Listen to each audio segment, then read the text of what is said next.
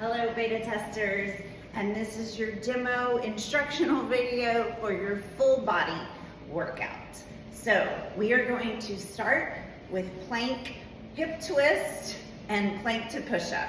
So watch me as I get on the ground to do these plank to hip twist. Keeping your body aligned and your core tight, you're gonna rotate your hips in and out with your toes.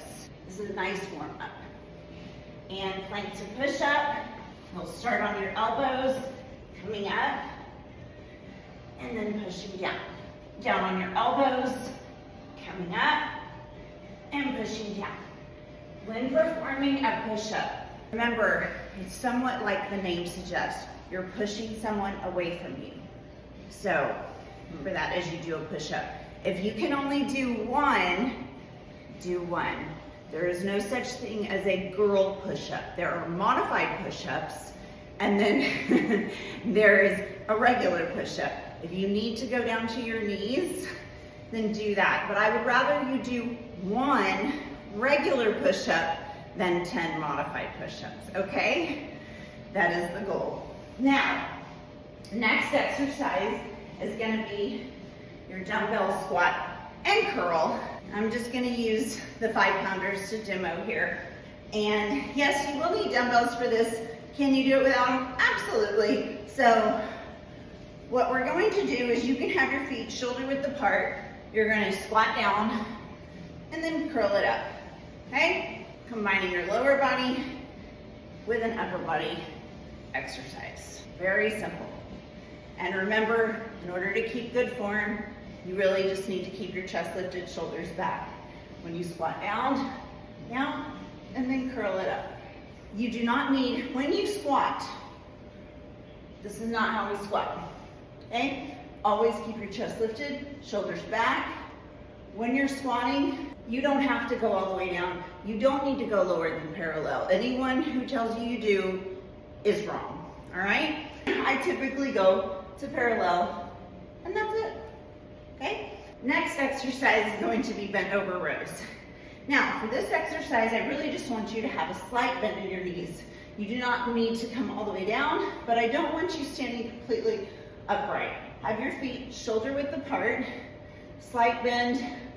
I go a little bit further. Bent over rows. Have your dumbbells out in front of you, palms facing you, and then pull it back. All right? You're just pulling them up to the side of your body. And here's how it looks from the front. But as you can see, my face is up, my shoulders are back, my chest is lifted. Think about squeezing your shoulder blades together in your back, okay? And always keeping your core tight. All right, next exercise is gonna be dumbbell toe touches. So I'm gonna use my 5-pound, and these can be done without weight, all right? I get on the ground, and from here, I use opposite arm to opposite leg, keeping my legs straight and my arms straight. And if I wasn't talking, I would keep my head down because I want my core tight and the rest of my body grounded to the ground. And then we just switch and do the other side. Okay, next exercise, dumbbell swings. Now, you can use a kettlebell for these. I'm gonna use a dumbbell because that's what I have right now. So you're gonna start in a squat position, swing it up. I start with my feet wide. You don't have to do that, but yes, that is a kettlebell swing. Last exercise is gonna be dumbbell step-ups, all right? This is a very effective exercise. One of my favorites, super boring. You don't see a lot of people doing these, but that's because they're not really all that glamorous, but very effective. So, for this one, I'm simply gonna use the bench here to demo. You can use a step in your house, you can use your coffee table, anything where you need to step up, but just make sure it's stable, okay? And you are literally just stepping up.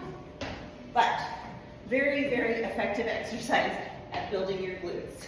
And you can alternate sides. I usually don't.